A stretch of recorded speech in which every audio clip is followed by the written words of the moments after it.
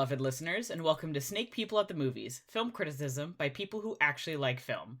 Join us as we dive into movies we love, movies we respect, and movies we wish we could unsee. It's a podcast where we talk about growing up and living queer, nerdy, and depressed online and at the cinema. From the kids who may or may not be living in a dystopian future, it's Sneople at the Movies. I'm Matty. And I'm Helena. You just got the two of us this week. It's a busy season for all involved. We're slip-sliding dangerously close to the Christmas time, which means it's a nightmare for everybody. Yeah. It also means that I am really cold in my apartment, so I made a cup of tea. I am also, and maybe this will help me not open new tabs during the podcast. I am wearing my driving gloves to keep my hands warm. I look like fucking Dr. Strangelove over here recording this podcast. I understand now why you wanted to wait till we were recording to inform me of this. Yeah. You're wearing your little driving gloves. You're driving on the internet superhighway, huh? Uh-huh. Yeah, I'm driving real fast. But in black and white. And little headscarf and everything. Yeah, and it makes it, I don't know if you know this, but trying to use a trackpad on a laptop while wearing driving gloves. Very difficult, yes. On a scale of 1 to 10, the difficulty level is very high. I opened possibly Microsoft Edge twice in trying to open OBS, so that was fun. It doesn't help that my trackpad is worn down from use, and so there are certain parts. Oh, I just opened it again. Great. There are certain places where it just doesn't want to register that I exist, so that's always fun. So that's even without the driving gloves, this is an issue separately. Yeah. Yes. So just if you're listening, just I hope or don't imagine me with them on, but do if you want to. I mean, you can do that when I'm not wearing them too, if you like, if that's your thing. But we could all be wearing driving gloves at any time. You wouldn't know. That's the joy of an audio medium. Truly. We could really be anything at this point. Mm-hmm. It's true. I could be... No, I'm not going to follow through with that. And joke over. Good job, everybody. I was going to say, I could be Bill Hader, and you never know, Ed, but I'm not. But you're not. Hey, you can't lie on the internet. You can't lie on the internet like that. It's physically impossible. Jokes bounce back off you Yeah, anyway. Let's move on. God. Okay, good opening bit. Yeah, sort of. Solid 7 out of 10, I would say. This is my new bit where I rate our opening bits. It's sort of like a bit within a bit. Yeah, exactly. There's no way it'll get obnoxious quickly. So what we see, I saw V for Vendetta and that was it. Great. So I saw V for Vendetta when it originally came out. My dad got the DVD and rented it or whatever. Remember when you could rent DVDs? Anyway. So insane. You could still do. Yeah. And watched it. I didn't remember anything about it except for you've seen V for Vendetta? Yes. Yes, I have. Yeah. Great. I only remembered the prison sequence. But specifically the her being in that horrible cell and shaving her head, that stuff. I didn't remember anything around it. I remembered Hugo Weaving was there, but you don't see his face. So it was really fun to be able to watch it again. I watched it with Leia, who really likes that movie. So it was fun watching that with someone who knows it well and enjoys it. And I got to the point where it's revealed that he set it all up basically to get through to her and make a point. And I was like, that's fucked up, isn't it? No wonder I didn't like him the first time I watched the movie. Now that I'm seeing it as an adult, I'm no, he was right to blow up all those buildings. But, that was a new lesson learned for me, is, V was right. Yeah, V was right. Roger Allam is in that movie, and I love him. He is. It's really a who's who of British actors. He came on screen and I was like, and Leia was like, what the fuck is that reaction? I was like, it's Roger Allam. I didn't say that at the time. I was just like, it's him. Stephen Fry is there. Yeah. Obviously Natalie Portman. which is will become a little bit more. I think that was the first movie I saw Natalie Portman was in. Oh, really? Yeah, I think that was my first time I saw her in something and like recognized her. Maybe I saw something earlier, but that I don't know. Not like Star Wars prequels. That's true. I would have seen her in the Star Wars prequels, but I think that was the first time I like saw her and was like, oh, I recognize her as like an actor rather than just being like, that's Padme. You know? Because I saw those movies when they came out, so I would have been pretty young. Right. And I wouldn't have been like, those are actors. Anyway. John Hurt is in this movie.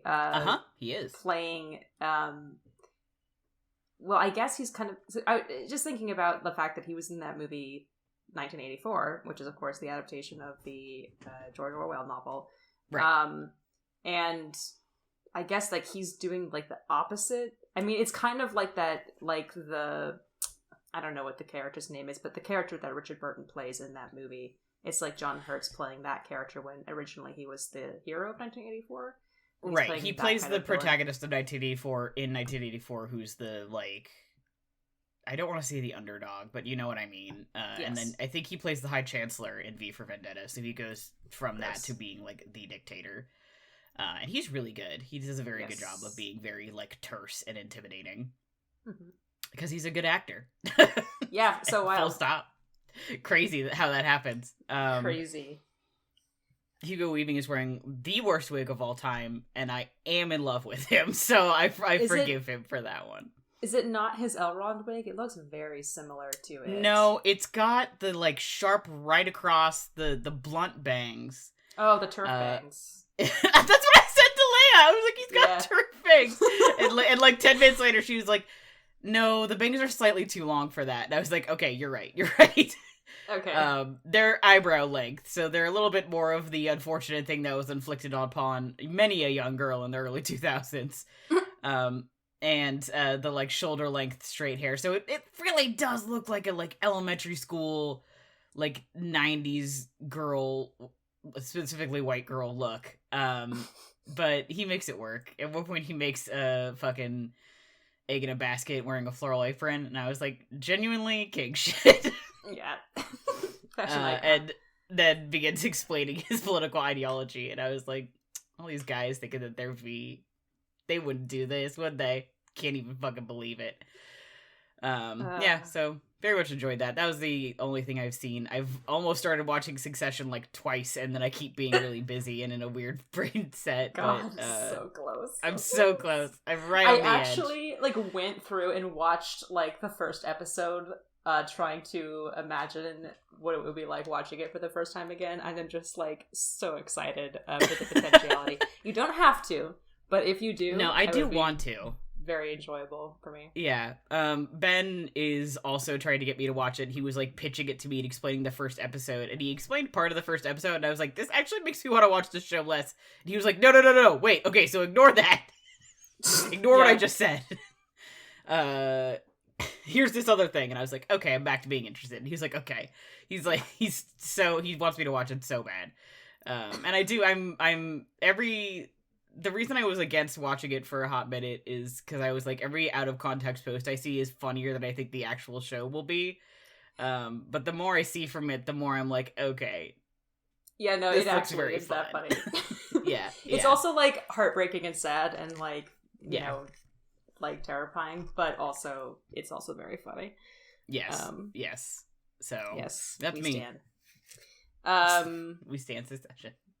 I have watched a few movies. I watched Anna Karenina, the 2012 Anna Karenina with Keira Knightley, and Aaron Taylor Johnson, and other people.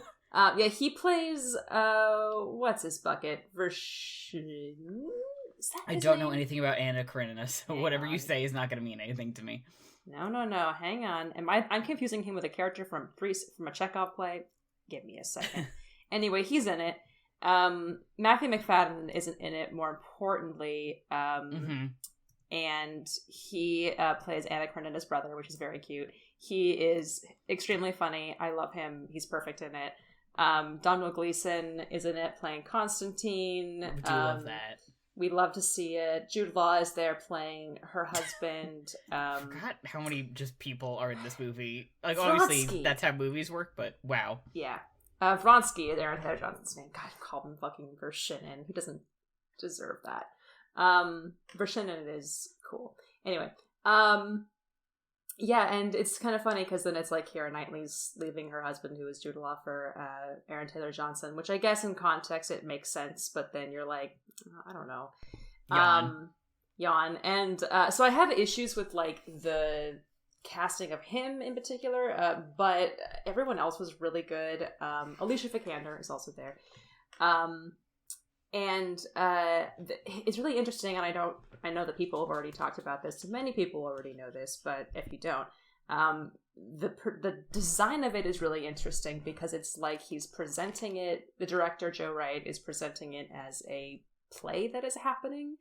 So it's like a lot of the times they're walking through like backstage to get somewhere, or to like they're walking through rafters, or there's like stage hands and there's like costumes, and it's a really interesting approach that kind of makes it look like the whole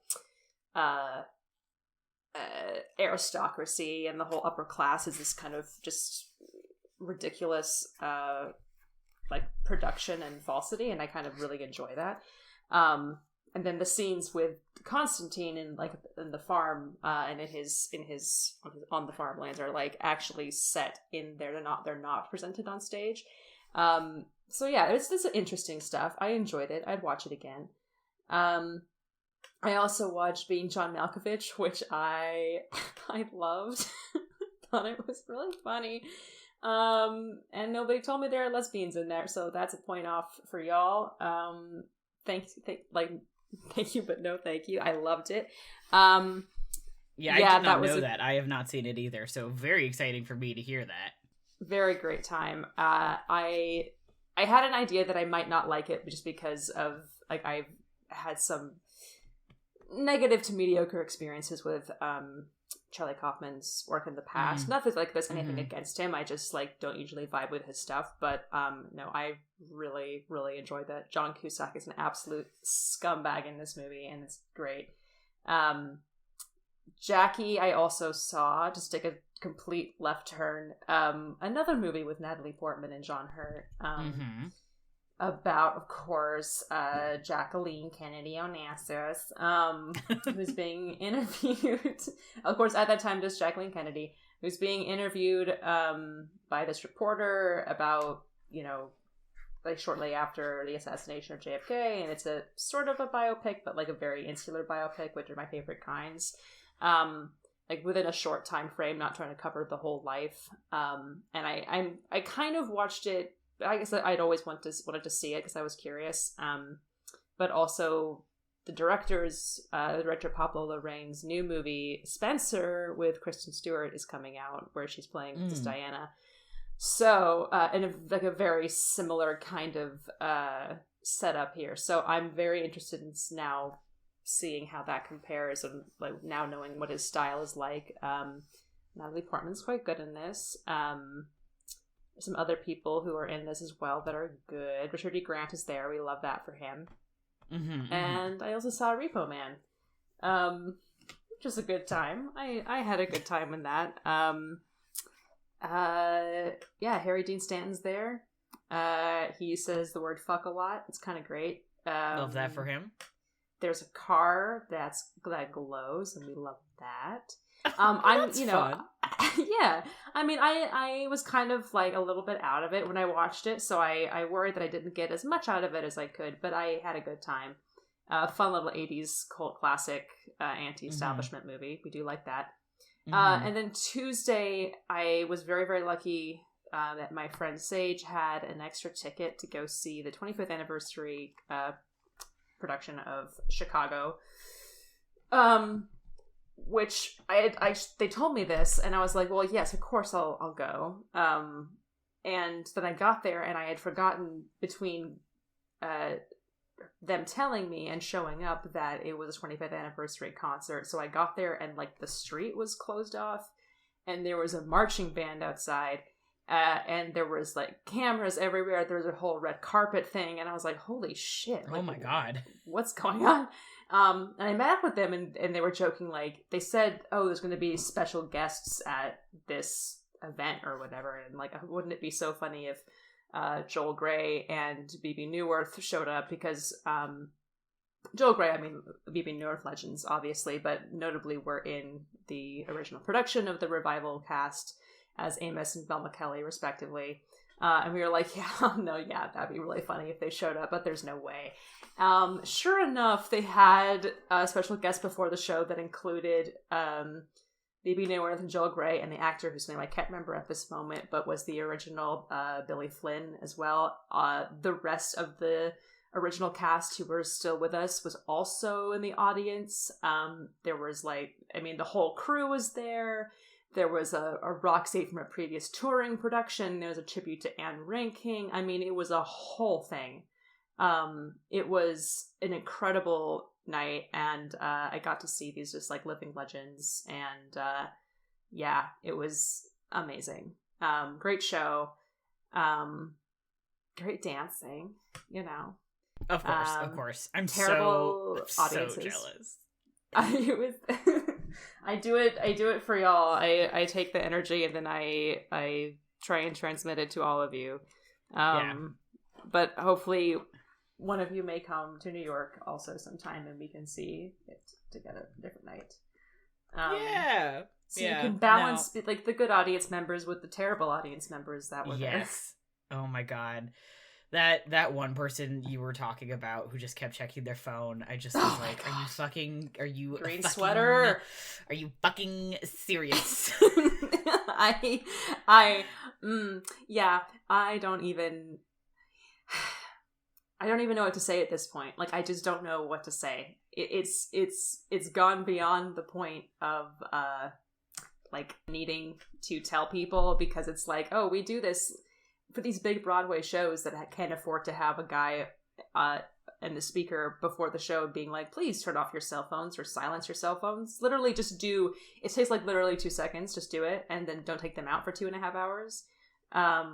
It doesn't matter. It doesn't fucking matter, because there's no way that they don't get it at this point. Because it's not just like theater, it's, there's a lot of situations in life where you have to put away your cell phone for a period of time. And if you don't get it, that needs to happen at this point, I don't think you're ever going to get it. I don't know what to do. That's just the social etiquette. It has been the social etiquette for any kind of situation where you were sitting down watching something, with the exception of concerts. Since the invention of cell phones, it has been established that, well, obviously, there's this big bright light in this dark space. We're not going to pull it out, right? That would be ridiculous. And we're not going to leave the ringer on. That would be very rude to everyone around us, right? Mm-hmm. And imagine being the person, there was one person towards the end of Act 1 whose cell phone briefly rang. And they were, I was in the mezzanine, which is like far back, like beyond the balcony.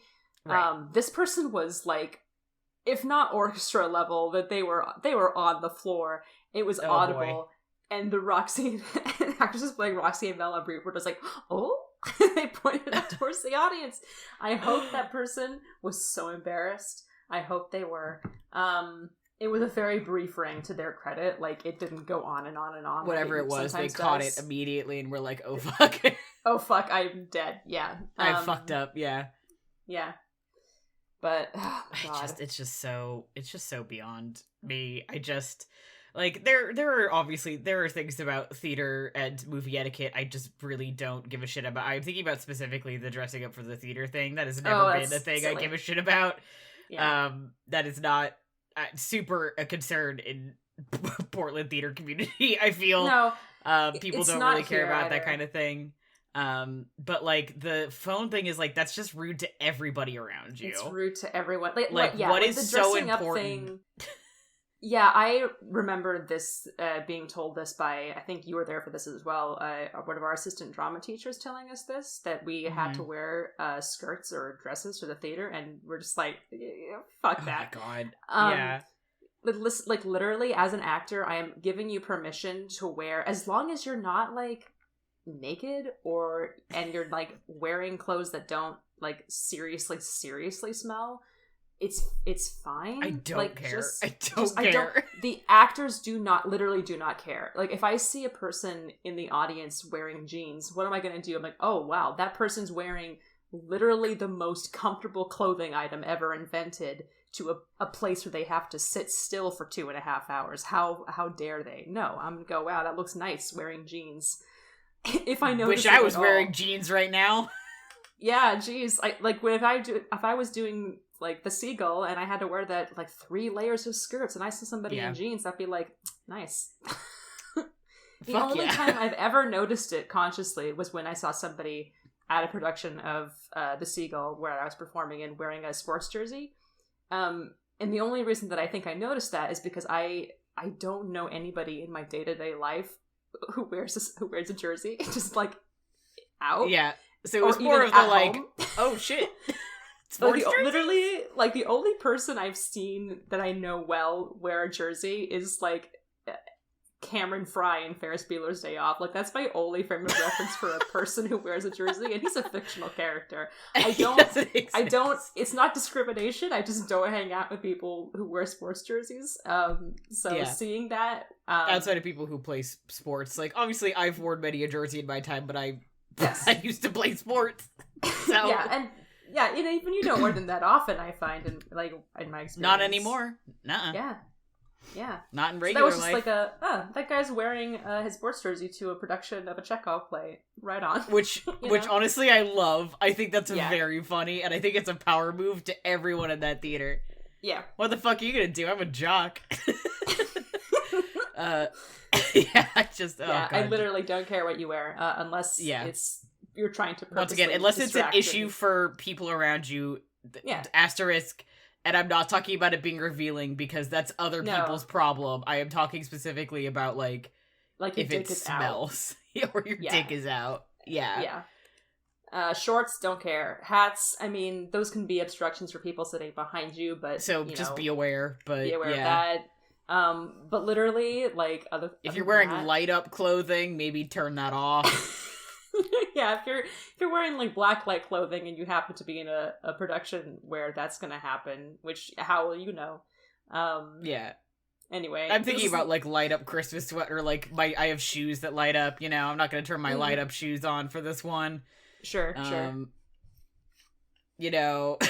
Just If you're a kid, I'll allow it. If you're a kid, I'll allow it because that's your right as a child to wear light up clothing. We have There's really a kid gone in Chicago who was wearing a Willy Wonka ass hat, and I was like, all right, yeah. I mean, more power to you. Yeah. Why not? Anyway, yes, this is very, very far from the topic, but I just wanted to make that clear that I don't give a shit what you wear to the theater. The only theater etiquette stuff I give a shit about are don't be an asshole to everybody around you. That is a rule of thumb for so many behaviors. Yeah. And that includes turning off your cell phone or turning it on silent and not taking it out because people notice. Even if you think you're being sneaky, you're not being sneaky. Everyone around you knows, and all of them are thinking about what an asshole you are. Literally. Which is my worst nightmare, so I can't imagine actively making that choice. Yeah. Bizarre. Anyway. The topic. It's not Chicago. No, it's not. We're talking about the films of 1984. And you may be wondering, why 1984? Well, it's because I looked at my letterbox and was kind of scrolling through and seeing what movies I had seen that were all kind of clumped together. And I was like, seen a bunch of stuff that happened in 84, huh? That might be an interesting year to look at. And it turns out it was. So, yeah. Good job, us. We picked a good year. It's a good year. We've done some retrospectives before. We did ones for, like, our birth years. We did one for 2002? 2003? Yes, 2003. And that was 1992 and 1993, the Oscars. 2003, because it was just a great year. Because that was the year Return of the King came out. Mm-hmm.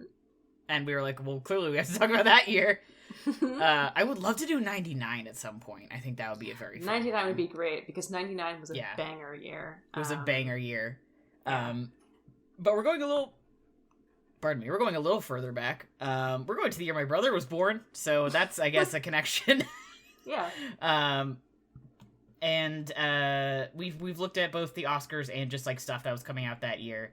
And there's a lot of like, I would say, popular, like just popular movies, stuff that like kind of stuck in the cultural consciousness that happened this year. We've written a whole fucking list. It includes such hits as like Terminator, like the first Terminator movie. Yeah. Karate Kid, like a lot of the like, also like 16 Candles, Footloose, that kind of stuff.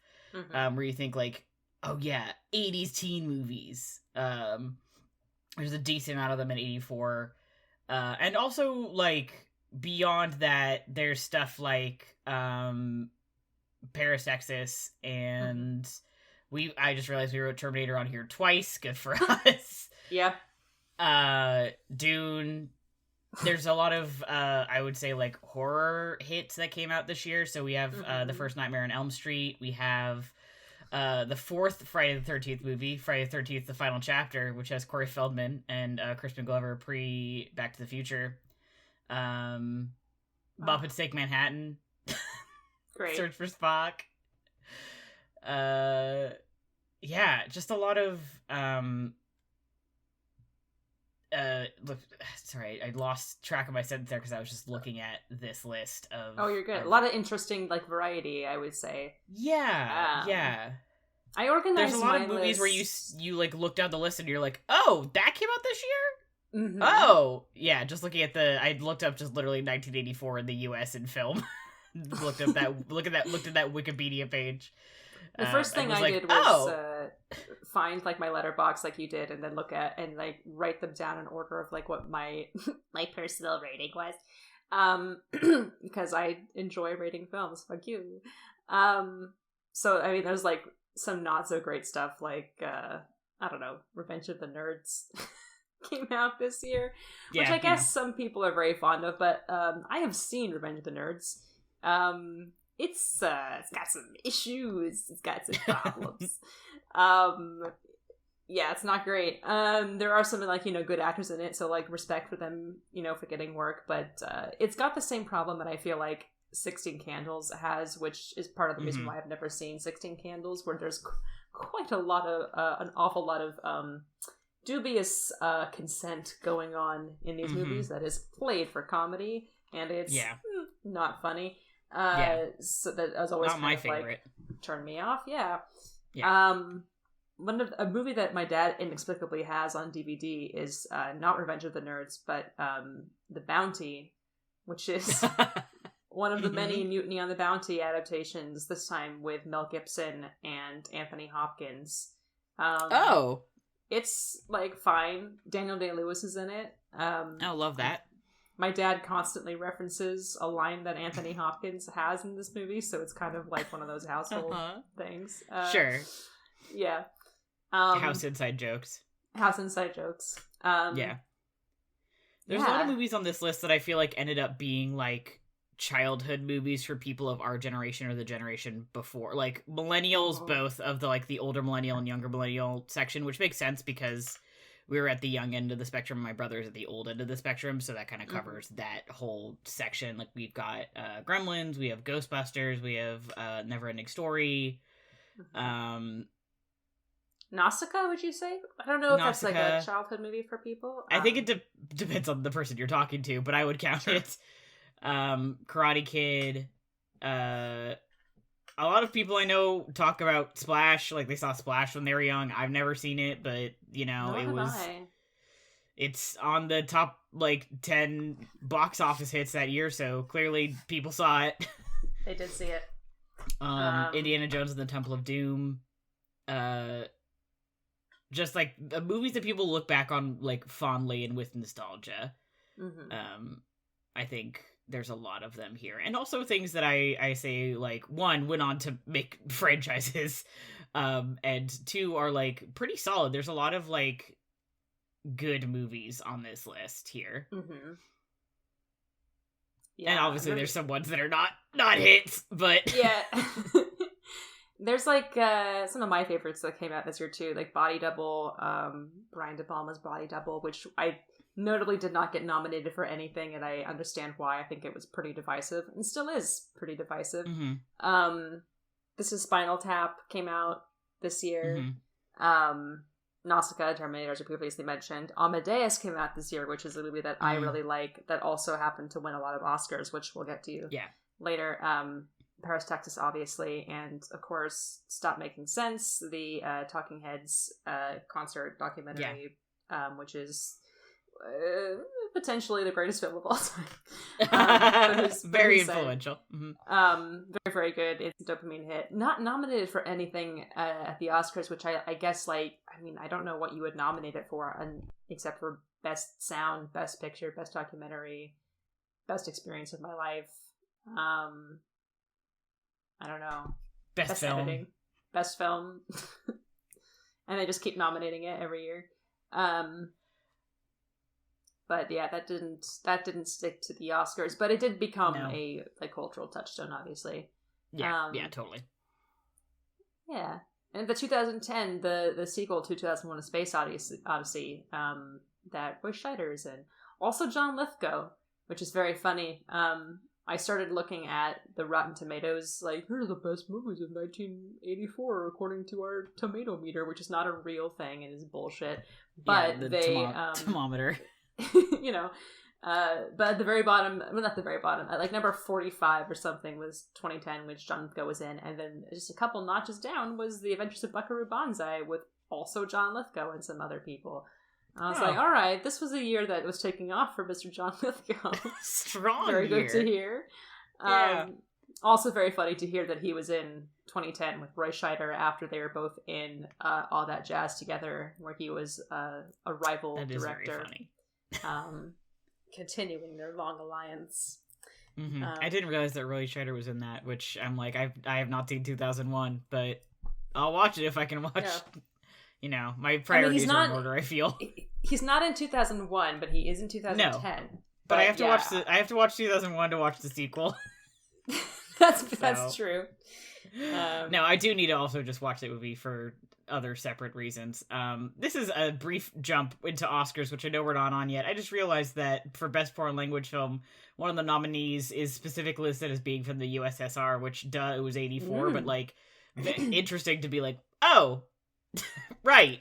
Yes. That was still happening, wasn't it? It was still happening. Yeah. Funny to think about. Let's see. Oh god, I had something else I was gonna say about movies that came out this year, and I just totally lost it because I started looking at the Oscars list and thinking Oscars thoughts, and that's how they get you, you know? Yeah. I gotta say, Oscars are just like generally on my brain around this time of the year because we're getting to that point where it's like to that point. Releasing stuff, and then every list is like, oh, you know, here are the Best Picture contenders already, and you're like, this November. Is months away. Please, I don't want to think about this yet. But like, there's other stuff that's gonna come out. Like, I know. This is too far ahead. We need to rein it back, please. It's like Christmas. It's like October comes around, they're already dropping Christmas decorations. Like, I don't want to think about this yet. This is not the season. So I think it's funny because my faves this year there's a lot of good movies that came out this year that I haven't seen yet. Like I've never seen Amadeus. I've never seen Nausicaa is one of the only Ghibli movies I haven't seen actually, which is killing me inside. And I know I could easily change that at any moment, and I just keep forgetting. But I'm dying to see Nausicaa. I haven't seen Paris, Texas. I haven't seen Stop Making Sense, which it's the best movie of all time. So that's just a shame on me. It's on YouTube, guys. Oh, hell yeah. Love that. Yeah. But I love Friday the 13th, the final chapter. It's a fun one. I like Beverly Hills Cop, came out this year. That was the top box office hit. That's really interesting. Yeah, really enjoyed Nightmare on Elm Street. I'm a Footloose liker. Sorry. I haven't seen Footloose. it's fun. It's not, is it one of those movies that I'm like, I gotta watch Footloose? No, it's not that kind of movie for me. Did I have a good time? Yeah, I had a good time. Kevin Bacon's in that movie, and I like Mr. Bacon, and I think Diane the concept Weiss is kind of goofy. That's all right. Yeah, I'll accept it. Whatever. Starman came out this year, which is a movie I've never heard anyone talk about, literally ever. But my stepmom really likes it, and so she made me watch when I was young. And there is a scene specifically where the titular Starman, who is from outer space, parentheses, who's from outer space, is driving a car, and he sees a yellow light, and he hits the gas, and his love interest is like, dude, what the genuine fuck? And he's like, well, based on your actions, yellow means go faster, right? And every time I run a yellow light, I just think yellow means go faster. So that's Starman's fault. That's Starman. No, Starman, otherwise known as Jeff Bridges, was nominated for an Oscar this year too, which is kind of funny. For what? For Starman? Yeah, did you not see that? No, I didn't. I was thinking of Beverly Hills Cop. Oh, you're right. He was nominated for Best Actor. He is pretty good in that movie, if I recall. Yeah, it's good. Is it like one of those things where like you should go watch Starman right now? No, I don't think so. But I do remember enjoying it. I think it's a pretty decent movie, and I do think he does a good job. Yeah, I mean, this is his himbo phase. This is a very good phase. Yeah, for him. it's a very this era of Jeff Bridges movie. The concept is very sweet, actually. Oh god, I have to try and remember the plot of Starman off the top of my head. Just kidding, I'm opening the Wikipedia page. Isn't it like her husband is dead, right? Her husband died, and he specifically finds the like gold disc that we sent out on the Voyager 2 space probe, which is like something that I always just think is like the sweetest thing of all time anyway. And he like clones her deceased husband after crash landing on the planet, and he can like perform miracles or something, but she basically has to help him escape and get back to his people, and also be like, please don't fucking kill all of us. And they fall in love, and he ends up leaving space forever, but not before getting her pregnant. So she has an alien baby. But yeah, it's kind of an odd one, but it's sweet, I think. It's Karen Allen as the love interest. Oh, I love her. Yeah, she's good. Man, we were really into aliens around this time, weren't we? We were very much into those. Big into aliens at this time of the game. Let's see. I've never seen Temple of Doom. Have you? Really? Yeah. I keep meaning to, and I actually one time one of my coworkers got pretend mad at me because I started watching it on Netflix during like my lunch break at work. This is when I was working at Powell's. Whoops, I mentioned the name of the bookstore.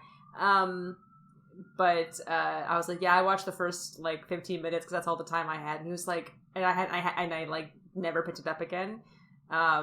Fully intending to, but just never doing it. And he was like, are you kidding me? That's insane behavior, and you need to like watch it when you actually have some time to watch it. And I was like, I know, but she's so annoying, and I hate to be like, a misogynist, but she's annoying. And that was my experience with Temple of Doom thus far. I know it's probably I don't actually know this. All of the Indiana Jones movies are walking that tight questionable rope about this is pretty racist. Yeah, I've heard the second one is, I think, arguably the most racist. That's what I was going to ask and try and confirm. Yeah, fully. Yes, fully I've only seen it the one time. There. Yeah, I've only seen it the one time. And I don't remember it being super notable in terms of like the first one and the third one are both very standout, and the middle one is just kind of like, but it also is the most racist. So you can really miss that one. I think you're okay. Yeah, I'd like to see it just to see it, but I'm close out that canon, sure. But no, nothing to be blown away about there. I think that's why I did not include it on my list of favorite things that came out that year. I haven't seen Ghostbusters since I was like in middle school. I don't remember like shit about Ghostbusters except for the Marshmallow Man, obviously, because I feel like that's what everybody remembers about that movie. This is a movie that was on TV a lot for some reason, and so I've seen it quite a few times. You know, it's fine, guys. Like, I hate to be that person and to do this right now in that terrible Ghostbusters, like, quote unquote sequel. Other sequel is coming out right now. The one that's like Ghostbusters fucking Reborn or whatever the hell it's called. Yeah. That is that's exactly what it's called. Shit. Ghostbusters and you can just tell. Fucking Reborn or whatever. You don't have to even watch the I swear to God, I went to go see Dune and they played the Ghostbusters trailer, and I have a really I don't know if I've mentioned this before on the podcast. I have a really hard time watching cringy trailers. It makes me I cannot watch them. I have to literally look down or close my eyes during it. Yeah. The second that I realized what this movie was, I was like, all right, tuning out. Enough of this then. Didn't even look up when I heard the voice of my crush, Dan Aykroyd. I was like, no, I can't do this. Wasn't worth it. Not even for you, King. You know, like, it's just, I can't. It's so embarrassing. Everything about it is just so embarrassing. So, rip to the people who enjoyed that movie, I guess. Hope you had a good time. Ghostbusters is a fine movie. It does not need to be like canonized as a sacred text in our culture. No, it's just a I don't fun think so. Comedy movie. Yeah, exactly. That's how I feel about so many things. I always just think about there's specifically there's a Pump Up the Jam episode where he mixes together a bunch of songs that he's previously mixed with also the Ghostbusters theme, and there's an audience there, and he's like. He just makes them chant, "They're just cops," about the Ghostbusters. And that's what I think about every time I think about the Ghostbusters. Yeah, they're ghost cops. They're just cops. They're just cops. Fucking really good podcast episode. Anyway. Boy. Yeah, I don't know. There's a bunch of stuff on this list that I would like to see. We talked about John Hurt earlier, the 1984... with John Hurt, that is Richard Burton's last film, came out this year. Yeah. Clearly they were aiming for the year and they nailed it. Which sad is Richard Burton's last film. I read that and I was like, oh, that's sad. I have not seen it. I read 1984 in high school and have not read it since, and I would be interested to like revisit it just as a piece of text because I remember enjoying it and thinking it was interesting, but shrug emoji. Yeah, I think that's kind of my final thoughts overall is like there's a lot of like strong starts to franchises here, a lot of stuff that like really made an impact on kind of what we think of. Like I feel like this is the era where we really get to, and this might be a broad sweeping stroke, and that is okay that there will be caveats to this statement of like when we think of 80s film, this is where that ball really starts to get rolling, I think. And really just kicks off in the next year, 1985. Yeah, exactly. It's the next couple years are going to be very, like, when we think of the 80s in film, here's where it all starts to come together. Yeah. Very good year for Harry Dean Stanton, I will say, who, as I previously mentioned, is in Repo Man. He's also in Paris, Texas, and he's just devastating in Paris, Texas. He's amazing. He like doesn't speak for the first, I don't know, 40 minutes of the movie. I may be exaggerating, but he's just doing so much just so much simple heartbreak acting that it just kills me. One of our best.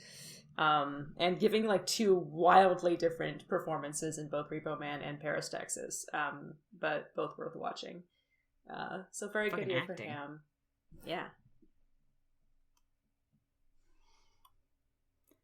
You want to move on to the Oscars with that? I do, but I keep getting stuck on this picture of Willem Dafoe's. That's true. Streets of Fire came out this year, which features the young Willem Dafoe in what looks to be like high waiters. But no shirt underneath. To his abs, yeah. No, past his abs. I'm sorry, up to his tits, yeah. Yeah. I didn't want to say it, but yeah. That's fine. That's what I'm here for. It's a good look. Like, he's making it work. He's making it happen. Love that for him. Oh, the first Coen Brothers movie came out this year. That would be Blood Simple. Blood Simple. Good for them. Good for them. Obviously, quite a career ahead of them, but you know, Dune. I can't. Fucking it's Dune. So funny yeah. that it came out this year. It just won't leave us. It's Dune, very funny. Dune comes in waves. Put that on a shirt. We did find out, and we will get to more of those later, that Dune was Kyle MacLachlan's film debut, which is insane, because I thought I could have sworn that he was acting, like, obviously he was acting before this, but like this was not his first movie. But no, this was his first movie. That's so crazy. I cannot imagine my first movie being 1, Dune, just full stop, and 2, Dune directed by David Lynch. And it's like, there's all this build up around it, and then it just fucking tanks, and it's just like, it's terrible. And then it became a cult classic. It came back and being like, this movie is fucking crazy. Yeah. And then, we love 5 years later, you do Blue Velvet, and it's like, okay. Now we understand. Now we get the full picture here. We needed Dune to flop so we could have Blue Velvet. Yeah. Obviously.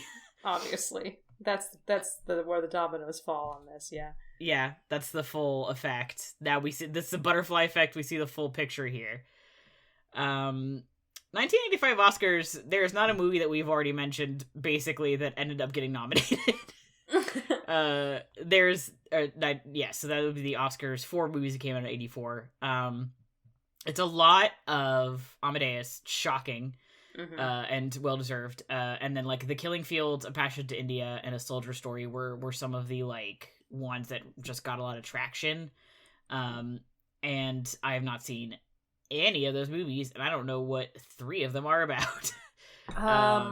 Now, admittedly, I'm not maybe the perfect reference for knowing things, but still, it was just so weird to be like, oh yeah, this came out, and this came out, and this came out, and then looking at the Oscars and being like, what is any of this? Yeah. Best Picture went to Amadeus, obviously. Yay. Best Director went to Amadeus. Best Actor. Yay. Sally Field won Best Actress. I have not seen She Places did. in the Heart, but we do love her. Dune was Best Screenplay written directly for the screen. Both Splash and Beverly Hills Cop got a nom there, which I love that for them, but it did go to Places in the Heart. But who remembers Places in the Heart?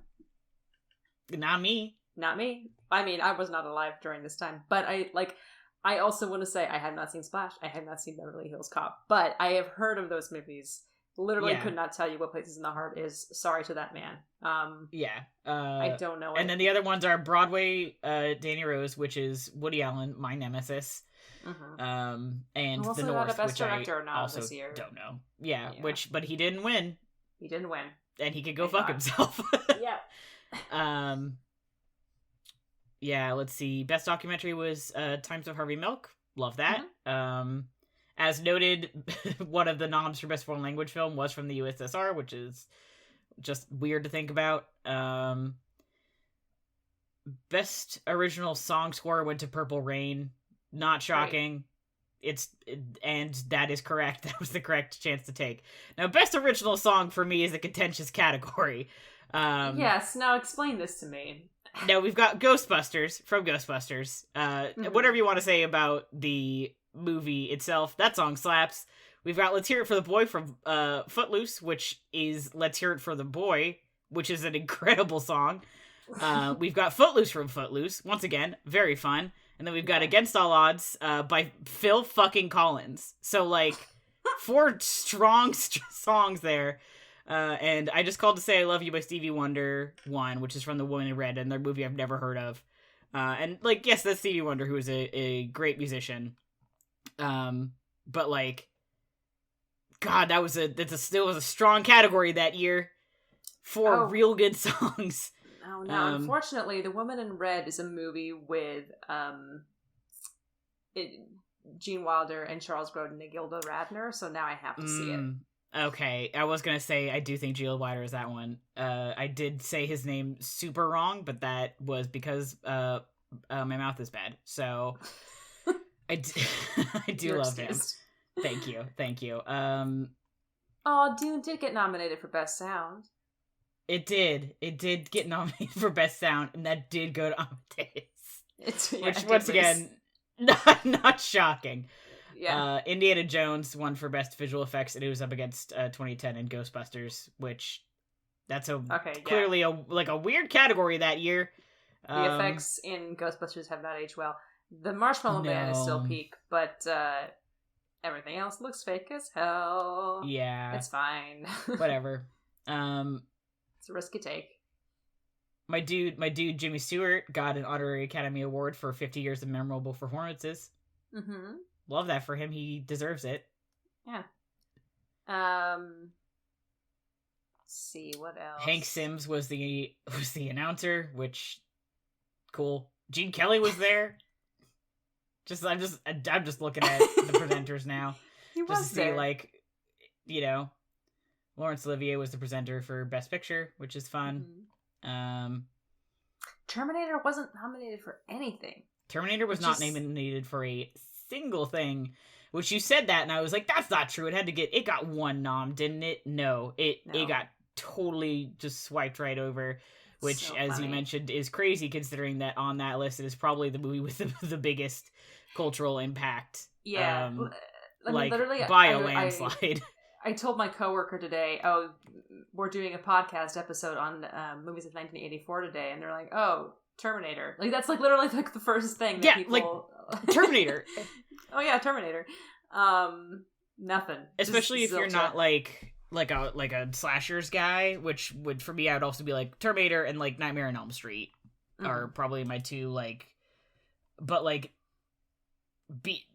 it's just it's so funny. I love looking at Oscars, just full stop, old Oscars that I don't have to have an emotional investment in because I have to think about them for my little podcast.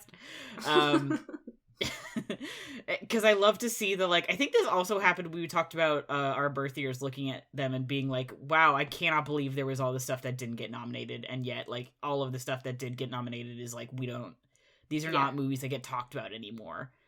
They were just really a blip on the radar, which is literally as per usual. Which I was gonna say, that's the Oscars in a nutshell, where it's that they come out and it's like, wow, this is the film, and then 2 years later it's okay, what the fuck is even Greystroke, The Legend of Tarzan, Lord of the Apes, which got multiple nominations, by the way. Didn't win anything, but multiple nominations, and not a single one granted to Terminator. So strange. It's so bizarre. There's obviously some stuff on that list where I didn't think Fight Club was going to be pulling any noms, or Fight Club, sorry, Footloose was going to be pulling any noms that year. Not, oh my god, not Fight shocking. Club, Footloose, a crossover event of the season. Extremely good. Kevin Bacon could show those guys what was up. He would kick Tyler Durden's ass for sure. Yeah, he would. But it's I don't know. It's nice to see, because Passage to India did get a lot of nominations. I have not seen that. But that was David Lean's last movie, and it's pretty amazing to see that, because David Lean was making movies, thank God, since the 1940s, maybe even before then, I can't recall.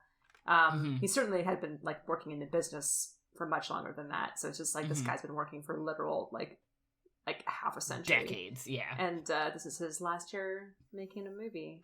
And won a couple of things, many a nomination.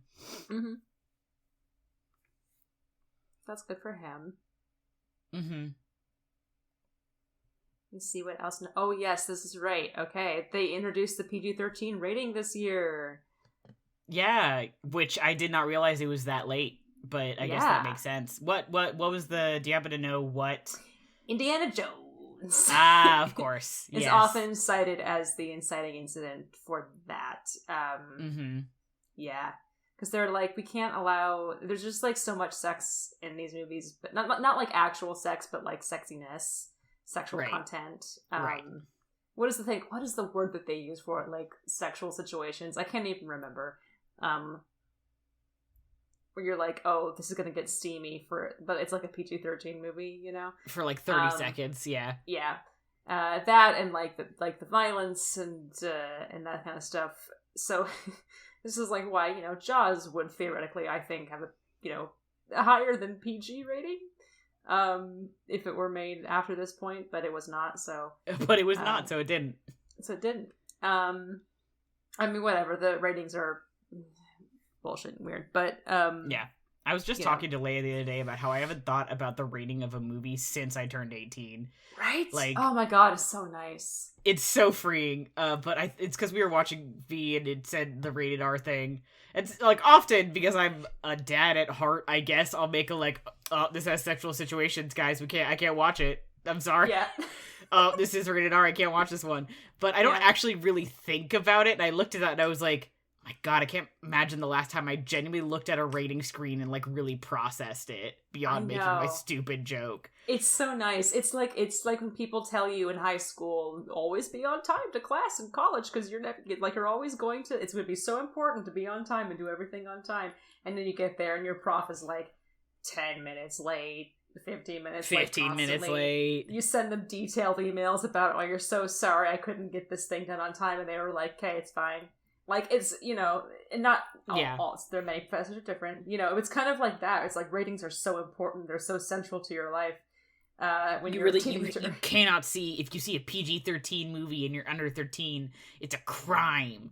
If you see a rated R movie, oh my god, and then you turn 18 and it's like, who gives a shit? It doesn't fucking matter. Yeah. I mean, it was I haven't had to show my ID at a movie theater in like 10 years. Oh my god, we had to do that at some point. We had to do that, though. They had to check and make sure that we were over 18. I mean, I have been literally watching, like, rated R movies for years at home. Because my parents are like, it's stupid. Like, we know you can handle it. But even if I was watching them at home, I would be like, ooh, I'm watching a rated R movie. Yep. And now I'm almost 30, and I'm like, what the fuck do you mean movies are rated? Yeah. What are you talking about? I do not care, yeah. I don't have to drag my mom to go see fucking Darjeeling Limited in the theater with me. Because you need parental guidance. Because there's a lot of swearing and sexual situations. Because there's a lot of cussing in that movie. Literally, it's, like, only for, like, the swearing and the fact that there's the short film that precedes Darjeeling Limited, Hotel Chevalier with Natalie Portman. It has, like, she gets naked or something like that. You know, it's like that kind of thing. And my mom was like, oh. You know, I remember, like, seeing the short film and being like, oh, brother, is it going to be like this the whole time? Literally, no. It was like the worst it got, seeing it with my mom. And the rest of it was just, like, heavy swearing. A movie that had a lot of swearing. Bit of, like, a little bit of sexual situations, and that's it. Sure, whatever. Very, very funny that was a movie that I had to drag a parent to see it. Otherwise, I didn't ever bother with that shit. I was like, if it's rated R, I'm not gonna go see it in the theater. I'll watch it at home later. I was just like, this isn't fucking worth it. Well, you see, you remember what I was like at the age of 14, and I had a very big crush on a certain Adrian Brody. So I was like, I gotta go see this. I have to see this. Yeah. I was also a little bit more. I like was a little bit more specific about, like, the rules. I will say, where I was like, I can't go see that. I'm not an adult yet. Once he was home, that meant that there was, I guess, no hold. Even then, when I was at home, I felt weird about it. But, like, so I wouldn't have asked my parents to take me to a rated R movie because I was like, I can't see a rated R movie. I'm not an adult yet. And now I'm like, voice. Yeah, in that voice. That's what it sounded like. And now I sound like this. Yeah. I just couldn't have cared less. I remember when Pirates of the Caribbean came out, it was PG-13, and I remember being like, shit. Fuck. Because I wasn't quite 13 yet, I think. No, I was 2001. So I was 10. Yeah, we would have been pretty young. Yeah. So it must have been the second one that I was looking at, thinking like I'm right there. I'm like so close. Did I see the first Pirates of the Caribbean movie in theaters? No, I saw it. I know I in did. A family friend's basement. And I mean, that's also very good setting. Yeah, the zombies under the water scared me. Anyway, I mean, basements are second to movie theaters in terms of best places to watch a movie. Best places to watch a movie? Agreed. Yeah. Unless you're in the Saw basement, in which case, no. Well, not to be that guy, but in the first movie, they're not actually in a basement. Okay. Anyway. Mr. Rules strikes again. The Saw knower has logged on.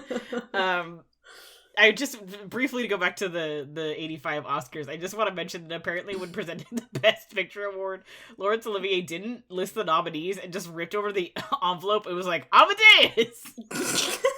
Which, like, moody. Yeah. King shit. If I went on and was like, it's gonna be fucking Amadeus, I just want to get this over with so we're not prolonging the obvious. Let's just Amadeus. Yeah. Yeah. That's very funny. If I was Laurence Olivier and I was announcing Best Picture, I wouldn't give a shit. That's now my second favorite Laurence Olivier story, after him making fun of Dustin Hoffman's acting on Marathon Man. God. Oh, treasure. The quote from Wikipedia says, upon accepting the award on the film's behalf, the producer had the presence of mind to mention the other Best Picture nominees during his speech to make up for Olivier's flub, which I'm like, cute of you to call it a flub instead of him just doing it on purpose. He's just trying to, like, not prolong our agony, man. Like, yeah. Yeah, like, we know. Yeah. I mean, I love the Oscars only because it seems like 9 times out of 10 they get to Best Picture and everyone's so fucking done with the whole affair that somebody fucks up. This happens so often. Everyone's just like, it doesn't matter. Yeah, infamously we know what happens when you're a little bit too eager or something goes very wrong at the last minute and you're up there and your name is Warren Beatty and maybe you're with Faye Dunaway and something, you think you got the wrong envelope because somebody handed you the wrong envelope. Because someone handed you the wrong envelope. Mm-hmm. And things can happen. So honestly, yeah, like, rip it open, yell Amadeus. Just rip it. I think this is how we should do all of the Oscars. Is someone goes up on stage, rips open an envelope, yells the name of the movie that won, and then throws the envelope out into the crowd. Yells Amadeus. Just yell Amadeus each time. Amadeus. Wow, and then behind them on the screen, you see the name of the person or film that won. And then Amadeus plays. And the next 3 hours are Amadeus. Yeah. Yeah. Ideal. And that happens every time they announce a film. So you're watching a lot of Amadeus, but I think it's worth it. I think it's worth it too. Better than watching the Oscars. Yeah. Do you remember, I think it was notable dickhead Ricky Gervais who was like, for the Oscars, they should just, like, drop them all on Twitter or something. And clearly he was pissed off because he didn't get picked to host or whatever. And I was like, genuinely, my dude, that would be my ideal Oscars experience, is they just write it out in the Notes app and take a screenshot and put it on Twitter with no additional information. I mean, there is a... God, am I thinking of, like, when they announce the nominees, or am I... No, there has to be, like, a nominating body of some kind, or an awards body of some kind that just, like, fucking drops it on Twitter. And it's the most relaxing. Because it's like, when you're looking for those updates when the Oscars are happening, it's just constant, like, refreshing Twitter, and then you either see, depending on who you follow, you either see, oh, hell yes, or you see, well... death. Like skull emojis, and you're like, oh no. What? And you're like, what happened? But no one ever says what happened because, and I don't watch the Oscars. I only get my updates through Twitter because I'm like, I'm not sitting there for 12 hours to watch a bunch of shit I don't care about, including ads. Mm-hmm. Notably, I think last year I was watching a movie with other people. We were watching something entirely different, and I was getting Oscars notifications from Ben, who was like sitting next to me. Or in a lawn chair or whatever, because we were watching a movie outside. That's ideal. And I'm like, that's my ideal Oscars experience, is sometimes somebody tells me something about what happened at the Oscars. Yeah. While I'm watching a different movie. I don't remember if it was a good one or not, but that didn't matter because I wasn't watching the Oscars. Yeah. God. Ugh. Rough. now I'm just thinking about the Oscars this year. I think this year is actually going to be interesting. It doesn't matter. Let's not talk about it, though. Other stuff that happened we'll get in to it. 84. Yeah. So, also, R.I.P. too, I want to say, we did mention that Richard Burton in 1984 was his last movie. He died at the age of 58, which is really sad, and he was very young. Yeah. Also, Francois Truffaut died this year, who was 52, which is, like, I keep forgetting that happened. Yeah, it's so young. So young. Alfred Merman died, James Mason died, legends both. Oscar Werner died as well, who I first saw in the very mediocre 1960s film Ship of Fools, which is like Grand Hotel on a boat, with like political metaphors, and he plays this German doctor who's taking care of this French lady played by Simone Signoret, I think, in that movie, and they develop a little romance, and she's really stubborn and mean. He's very kind-hearted, and it got to me a little. So I had a little crush on him, and then I saw him in Jules and Jim a few years after that, and he's obviously very good. So it's very sad to see that he died this year. He was also in the Spy Who Came In From the Cold, which I have not seen. But yes, with Richard Burton. Yeah, he's a good actor. I like him. Yeah. I haven't seen any of those movies, so I'm looking at pictures of him on Google, and he's very handsome. So I understand. Handsome man. Oh yeah, he was in Fahrenheit 451. I forgot. I have not seen that movie yet, and I would like to. Yeah, yeah, me too. From 1966, it looks like. Yeah. I think it looks like he possibly was also in an episode of Columbo, which... Oh, king shit. Yeah. Love that for him.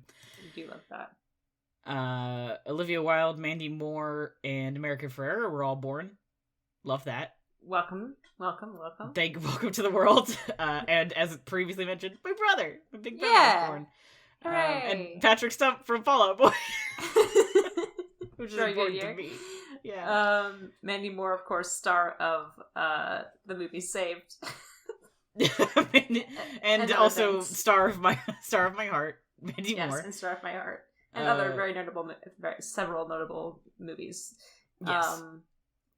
And some other people, some of whom we don't like. And some other people who we don't really like very much. You can find them on Wikipedia. Not hard. Yeah. Do you remember there was this... Okay, hold on. We're about to get a little bit in the weeds here. I need you to stick with me for a second. Okay. Elizabeth Holmes, who founded Theranos, which was that, like, weird blood company where they proposed that you could like do blood tests with only like a small amount of blood. She founded this company in like 2003 and got a bunch of like investors and shit, and then it like all came crashing down around her ears in 2015, and it was this whole huge struggle.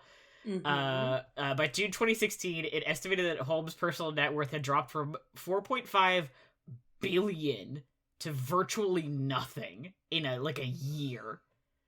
Yeah, they were proposing that they were going to do all kinds of like crazy cures and stuff.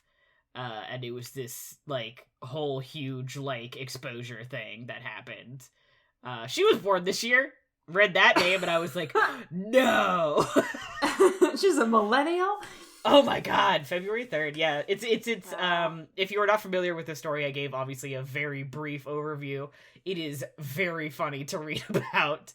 Yeah. It's fascinating shit. There was a Tumblr recently. post going around. Oh, sorry. Yeah, there is a book that is out. Tippity type, if you hear my typing. Bad Blood, Secrets and Lies in a Silicon Valley Startup, which is about that. That's the book. Yes. Yes, I it's believe it's currently on our Scorpio display at work, which it's very funny. I believe I gave that as a gift to my sister-in-law a couple Christmases ago, because I also remember that we used to sell that when I worked at the bookstore. Yes, it's supposed to be very good. Yeah. So there you go. That's a fun little tidbit about people born that year.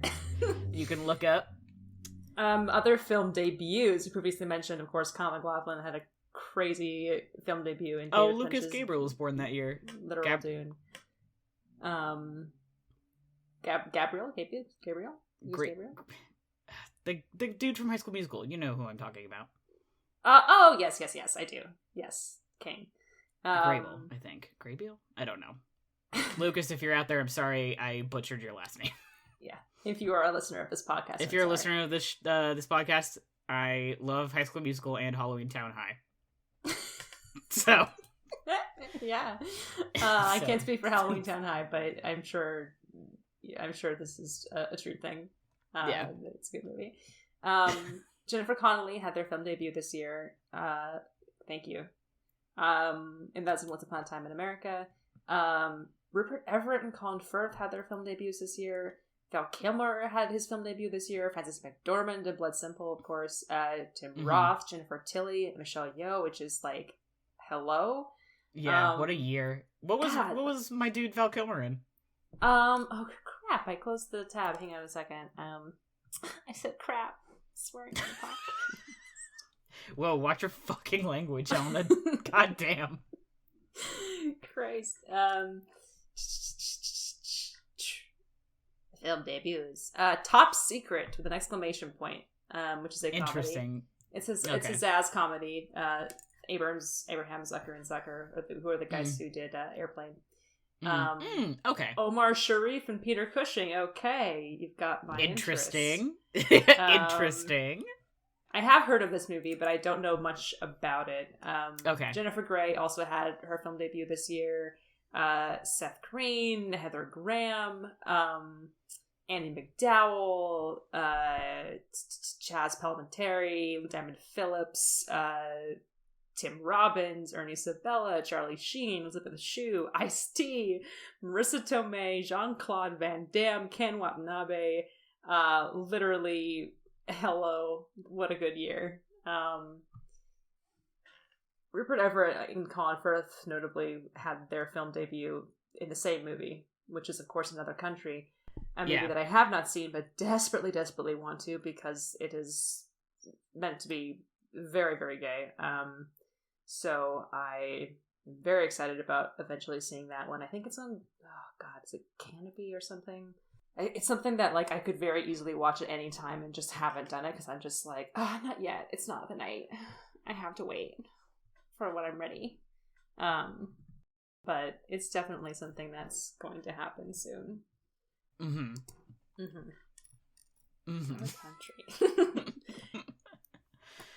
Oh, Rupert Everett. It's on Tubi. Hell yeah, man. Love that. Love to watch things on Tubi. Carrie Elwes is in this movie too. Stop. Oh no. Stop. Oh my. And it's 87 minutes. God, like what? Literally, what else could you want?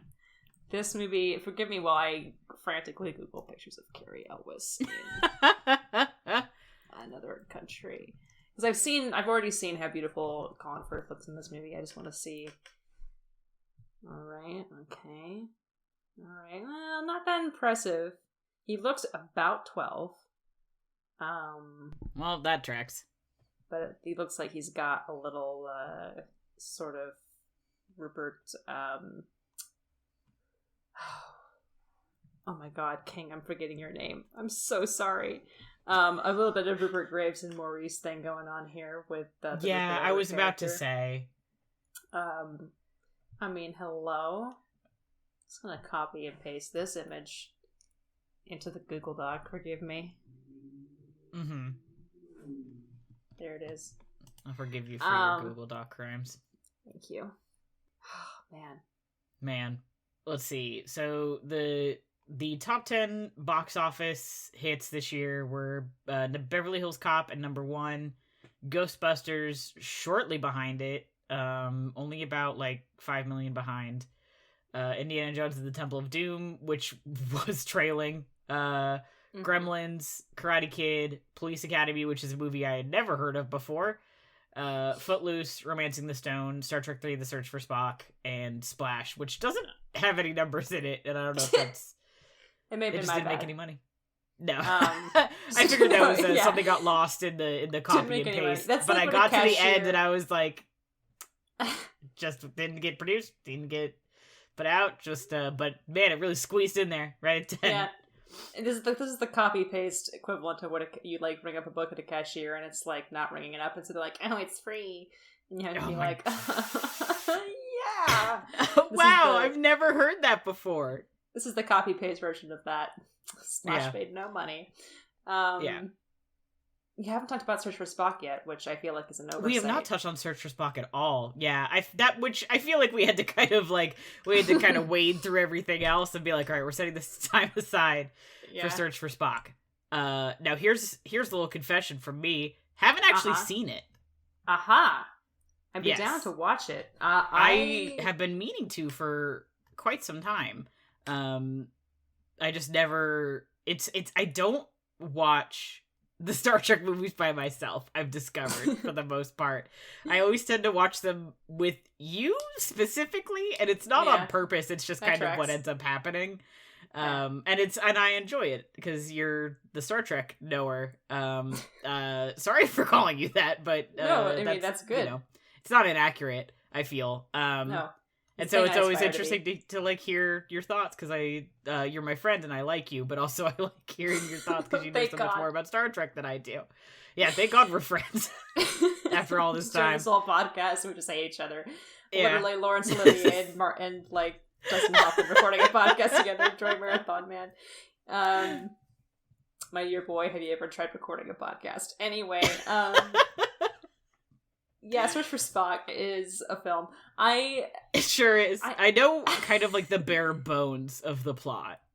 Yeah, I have seen it about once or twice. I have not seen it as much because it's not one of my personal favorites. I think there's a lot of stuff that's really rough. It's also like the introduction of Kirk's whole anti-Klingon thing, which is not my favorite character development that they introduce in those movies, which kind of is forgotten about during Voyage Home, which is the movie directly after this, which is a banger.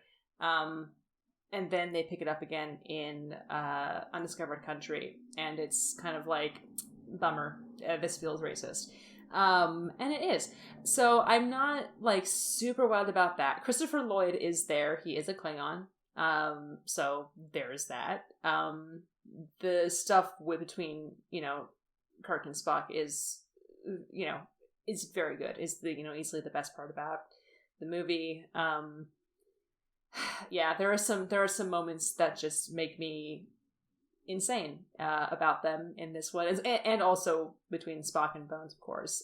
I think it is like Yeah, I was gonna say, doesn't Spock end up in Bones's head?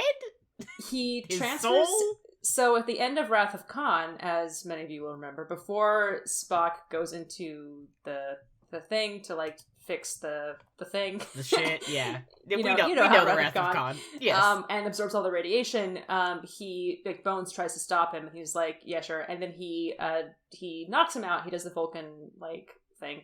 Not the nerve pinch, but the other thing, and then he transfers his Katra into Bones, which is like his soul, kind of. Yeah. It's an aspect of his living spirit, and the Vulcans can, like, before they die, they tend to transfer their Katra to someone who's close to them, and then, like, there's a chance of, like, living on after that, and, like, returning the Katra to the homeworld to be with the body.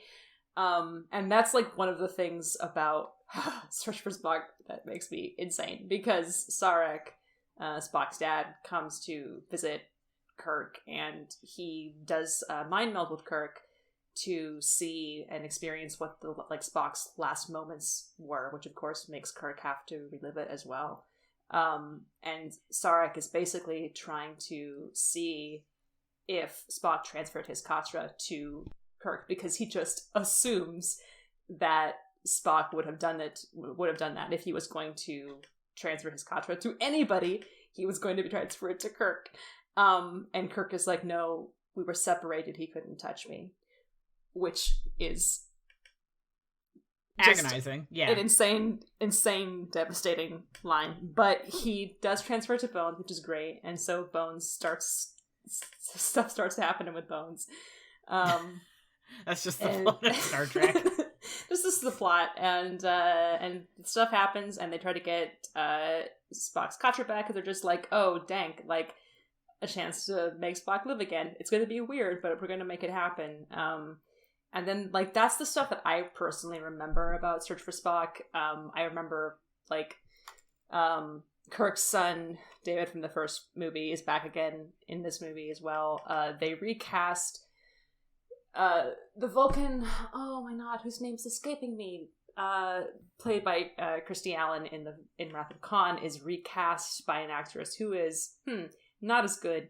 And like Kirstie Allen is like insane and not a good person, but like in that movie, she is so much better in that role, and then this actress who replaces her is just terrible. So that's rough to kind of sit through.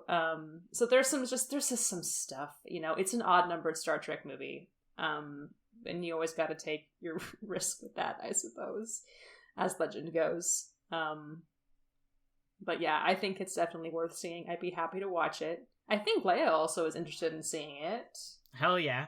Or watching it again. I can't remember if they have seen it before, but we could definitely do a little partay with that, a sad partay.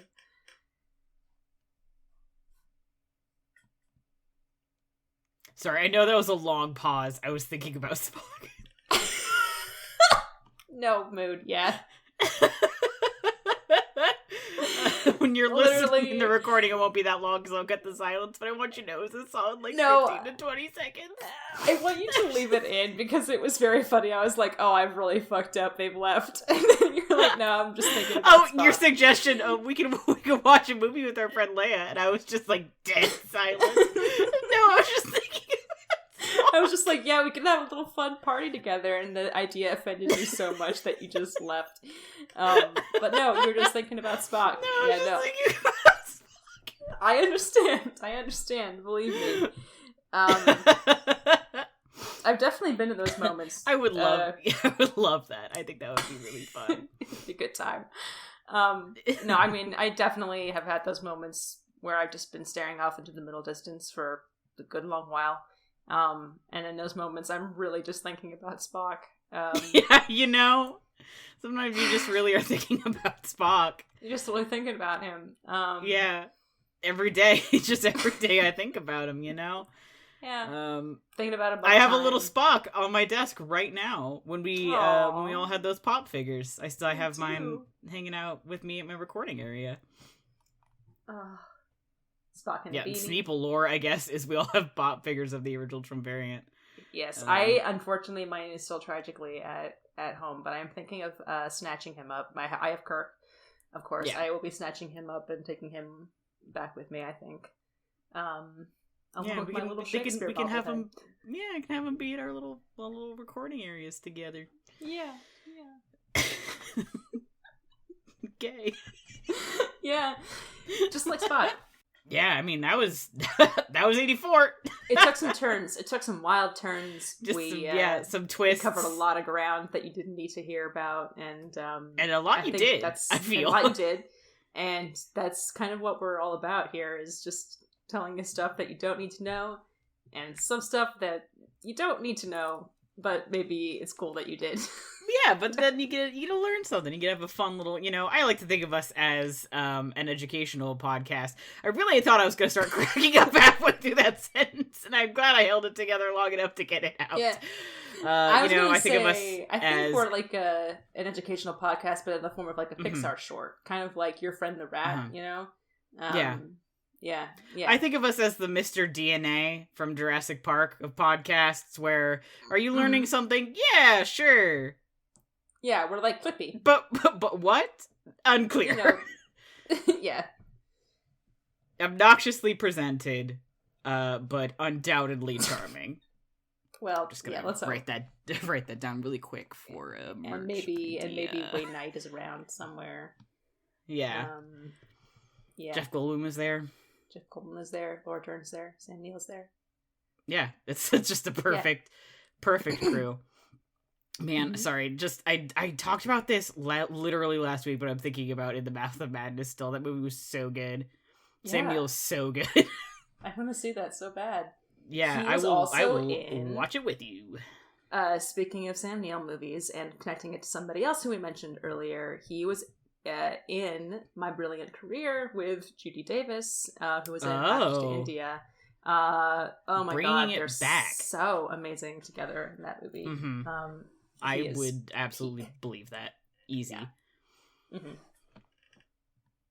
Hot Sam Neill is a good way to go out, I feel like.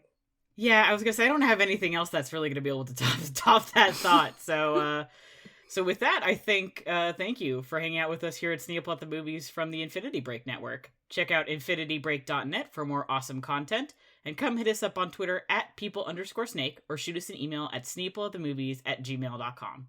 Our amazing music was done by Johnny Ronaldo, who you can find at Johnny Ronaldo on Twitter.